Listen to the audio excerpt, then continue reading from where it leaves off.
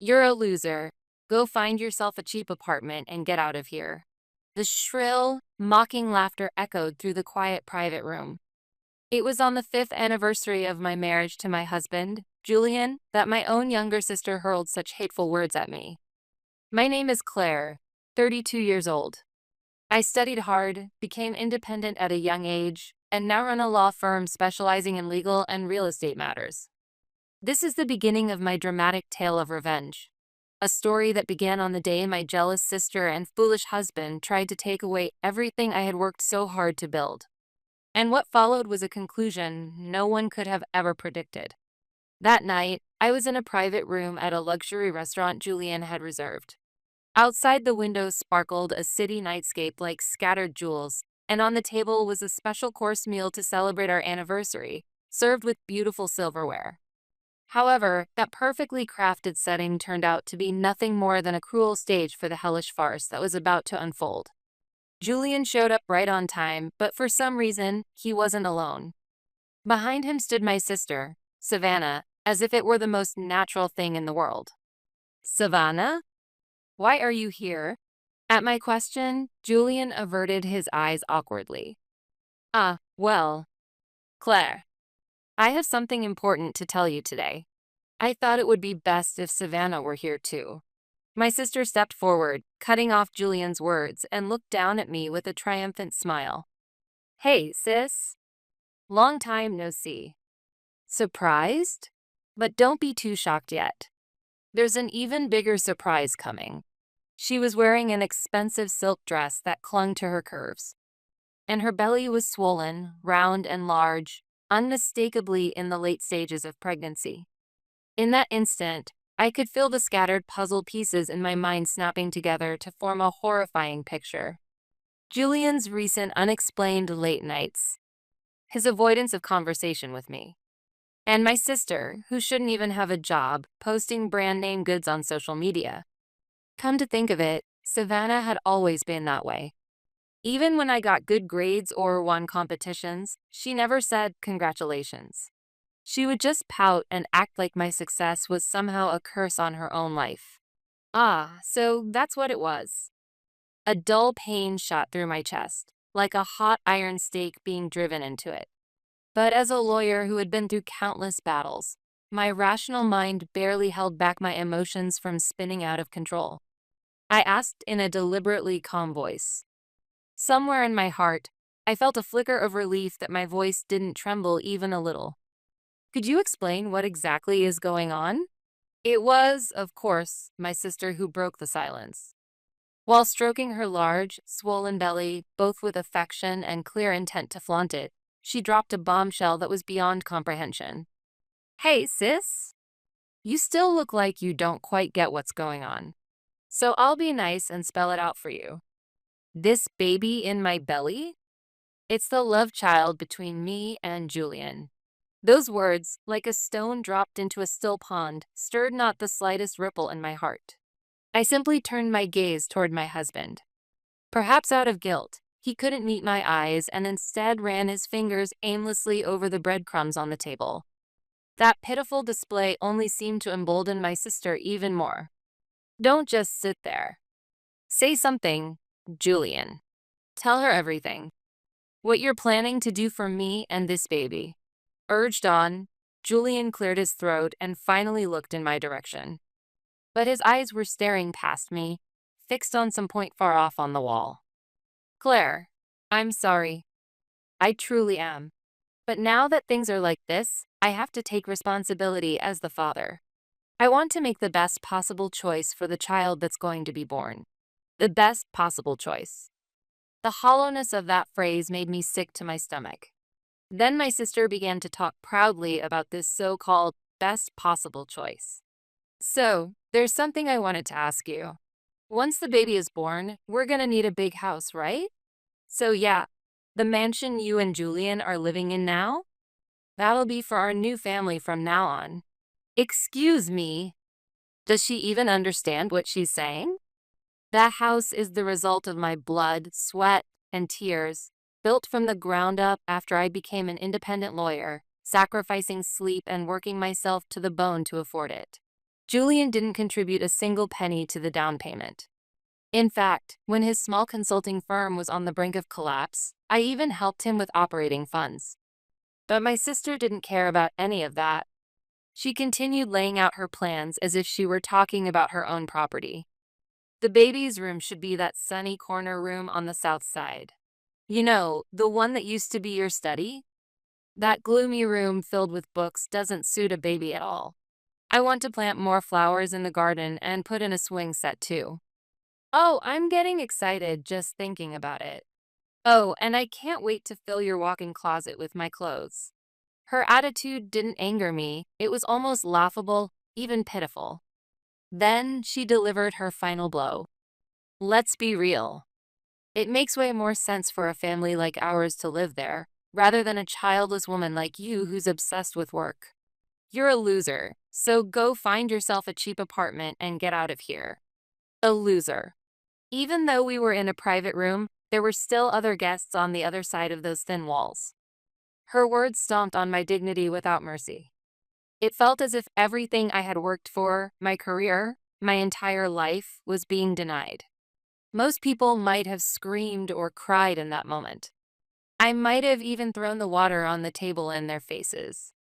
But I was calm, because I knew these two fools were nothing more than pitiful clowns, already dancing in the palm of my hand. In my mind, anger receded instantly, and my thoughts as a lawyer began spinning at full speed. Along with the existing evidence, this veiled threat right here. Recording is active. Perfect. Now the walls are completely closed in. This is going to be fun. All right, I'll play along with your little farce. Enjoy your sweet dream while it lasts. I smothered my anger completely, lifted my head with a blank expression, and said quietly, I see. All right. Eh? I didn't expect you to agree so easily. I thought you'd make a huge fuss. Claire, you're right. Just as you said. The baby is what matters most. You can have the house. As for the divorce settlement, my lawyer will contact you later. Julian and Savannah began grinning in relief at my words. But those two fools had no idea what was coming. That house they believe they've won is actually the gateway to hell. And turning me into their enemy will go down as the greatest mistake of their lives. I stood up quietly, picked up the check, and paid for both my meal and theirs with my card. That was the last kindness I would ever show them. As I stepped out of the restaurant and the cold night breeze brushed against my cheeks, I finally let out a deep breath. What welled up inside me wasn't tears.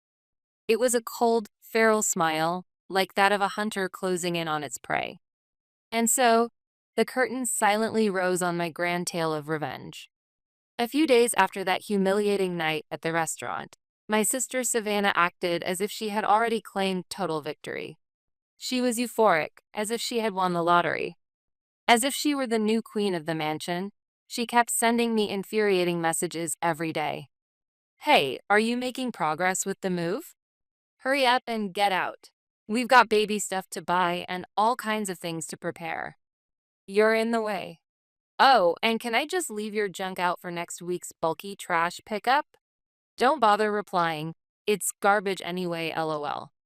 One day, she even barged into the house unannounced, walked into my room with her shoes still on, and began flipping through interior design magazines. This room is so gloomy. Let's make the wallpaper pink and replace the floor with white wood. I can't wait to turn it into my baby's room. She looked down at my carefully curated collection of law books, built over many years, with visible disgust, and casually said, Throw out all these books for me, will you? Treating my belongings like junk and acting as though it were already her home, Savannah strutted around as if she owned the place. I simply watched her in silence. This must be what they mean by the calm before the storm. Of course, this foolish sister had no idea. She knew nothing about the real moving preparations I had been quietly making behind the scenes. After all, I had already started suspecting their betrayal 6 months ago. Julian's strange late nights. His dwindling conversations with me. And more than anything, Savannah's sudden lavish spending, despite not having a real job. The small seed of doubt that had taken root in my heart had grown too large to ignore. I'm not the kind of woman who suffers in silence. I immediately contacted Autumn, a former public security officer and a private investigator I trust completely, and asked her to look into my husband and sister. A few weeks later, the investigation report Autumn handed me contained horrors that far exceeded even my worst expectations. On the first page of the thick file was a clear photo of the two of them, arm in arm, entering a suite at a cheap hotel. The next page was a copy of a credit statement showing my husband using my family credit card to shower Savannah with high-end luxury goods. The total amount reached nearly 1/3 of what I had earned over the past year. I had to fight hard to keep my hands from trembling with rage. But what truly sent a chill down my spine was a single medical record at the end of the file. The investigator had also discovered that Savannah had been secretly visiting a gynecology clinic, but not for prenatal checkups. It was for infertility treatment, and a very serious case at that. The doctor's note in the report stated clearly, "Due to severe endometriosis, natural conception is virtually impossible." In other words, the belly she had been proudly caressing all this time was nothing but a complete lie. A malicious fabrication carefully staged to take everything from me. The moment I learned this truth, all emotions, grief, anger, vanished from my mind, leaving only the cold, logical circuits of a lawyer spinning at full speed. My plan for revenge was now perfectly complete. I immediately put all my legal knowledge to work and began executing flawless defensive measures. Fortunately, my husband had always been completely careless about asset management. When it came to property registration or complex legal documents, he had always dumped everything on me.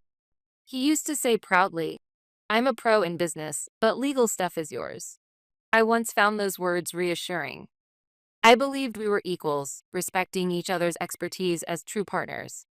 But now I see it was nothing more than an excuse, a way to avoid the inconvenient responsibilities. Little did he know that such arrogance would eventually tighten the noose around his own neck. I used it against him and began by transferring ownership of the house, our only shared asset, into the name of a holding company called Archer Holdings, where I am the sole shareholder and CEO. This company, which I established years ago, outwardly operates as a common asset protection scheme for high-income individuals. Julian was aware of its existence. A few months ago, I casually placed a thick stack of contract documents in front of my husband. "Julian, these are documents for a new tax-saving scheme to protect our assets. They're a little complicated, but I've already reviewed everything. Just sign here. This should result in significant tax benefits in the future." Archer Holdings? Sounds like a pretty complicated name. Well, if you say it's legit, I trust you. So this is going to reduce our taxes? Yes, that's right. If you're going to be a proper businessman, you need to act smart. He signed each section I pointed to, one after another. It was the moment he willingly gave up his only asset and all rights to this house.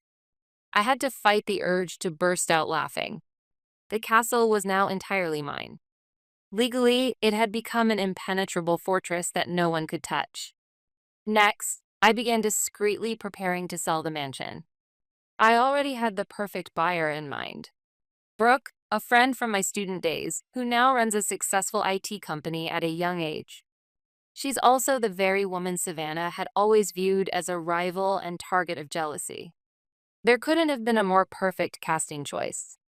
The deal with Brooke was handled swiftly and in complete secrecy.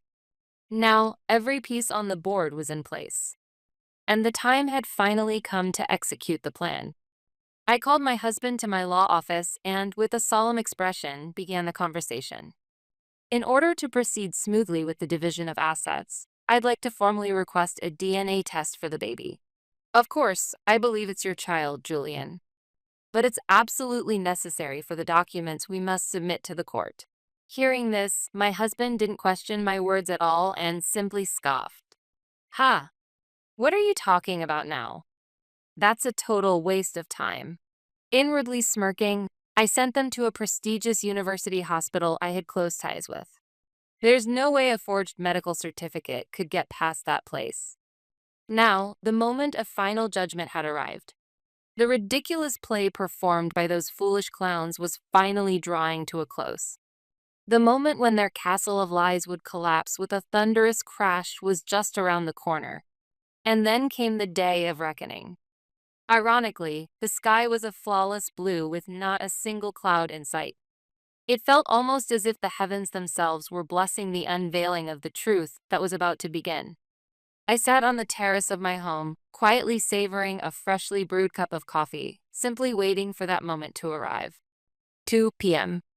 At a special examination room in the university hospital, the doctor would announce the test results. I attended the scene as a lawyer via online connection from my office. On the screen, I could see Julian, his face tense and nervous.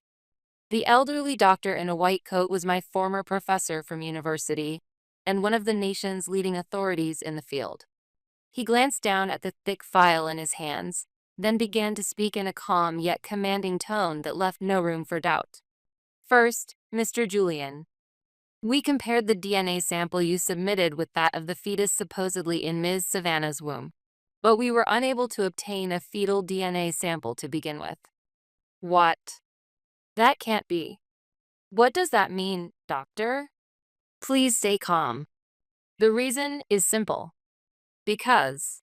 The doctor took a short pause, then turned his sharp gaze directly toward Julian. His eyes pierced through everything. There is no baby in Miss Savannah's womb. Ultrasound, blood tests, every piece of data clearly shows that you are not pregnant. And, I regret to inform you, but after reviewing her medical records, it is evident that due to severe endometriosis, natural conception will be extremely difficult for her, now and in the future. At that moment, I could clearly see Julian's face drain of all color through the monitor, turning pale as a ghost in a matter of seconds. The doctor, as if to deliver the final blow, placed a sheet of paper on the table. In addition, the pregnancy test kits and ultrasound images she submitted from another clinic the other day. After conducting a detailed examination here at our hospital, we have concluded that all of them are malicious forgeries. This is not something that can be brushed off as a mere marital dispute. In some cases, it may be considered criminal fraud, a very serious offense. Fraud. The weight of that word froze the air in the examination room.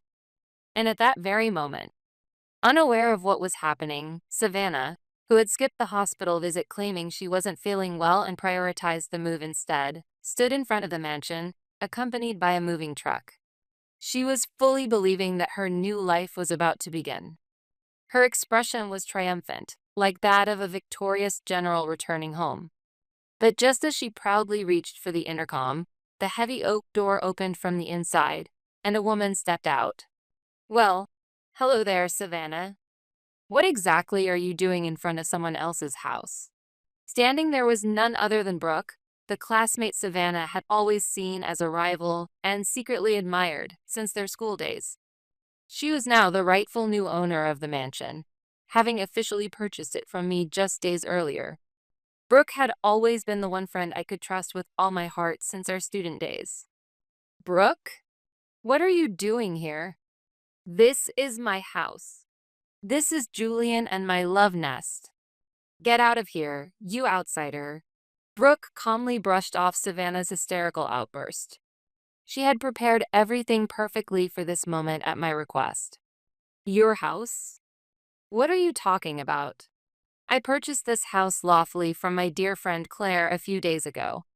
Here, this is the registration notification, basically the deed. You, on the other hand, are trespassing. I should call the police. Savannah turned pale as Brooke held out the legal document. She wasn't getting the house. And the truth about her fake pregnancy was about to be exposed. And in that humiliating moment, she was exposing herself to the one person she least wanted to see it. This is a lie. It has to be a lie. Claire said she was giving me the house. This is some kind of mistake. If I just called Julian. But as she pulled out her phone with trembling hands, she saw Brooke calmly dialing 911 without hesitation and panicked, collapsing weakly to the ground. At the same time, Julian was at the hospital, having just heard the entire truth from the doctor. That the baby was a lie, and that the house he believed to be his only asset was already lost, by his own signature. Crushed by layer upon layer of despair, all he could do was hang his head in defeat. On my monitor, I saw Julian's phone ringing loudly, undoubtedly from Savannah. But after glancing at the screen, he shook his head weakly and declined the call. In that moment, their fragile relationship built on lies collapsed with the emotionless words flashing on a smartphone screen. I quietly ended the online meeting and, certain of my victory, slowly finished my lukewarm coffee. Thus, the foolish and greedy scheme hatched by my husband and sister came to complete ruin. After that, Savannah, who had made a disgrace of herself in front of the house, was arrested on the spot for trespassing, reported by Brooke, the new rightful owner. During questioning, it was fully revealed that her pregnancy had been faked, and at the police station, she reportedly received a cold call from Julian saying, "I'm done with you." It was the fitting end to a mess entirely of her own making. And a few days later, after learning the full truth, Julian appeared at my law office, looking gaunt and defeated. "Claire, please, give me one more chance. I was tricked by Savannah. I'm a victim too." He sobbed, making pathetic excuses, but my heart didn't waver in the slightest. "A victim? No, Julian, you were an accomplice. You only cared about my career and my wealth. And you tried to trade me in for someone younger and easier to control. That's all there is to it. I have no interest in hearing your excuses. Sign this." What I handed him were the divorce papers, along with a massive compensation claim for his fraudulent use of my assets. Faced with the overwhelming evidence I had gathered, he couldn't say a word. With trembling hands, he signed every document. He lost nearly all of his assets and his professional reputation was ruined. I've heard rumors he's now working some insignificant job in a distant town, but that no longer has anything to do with me.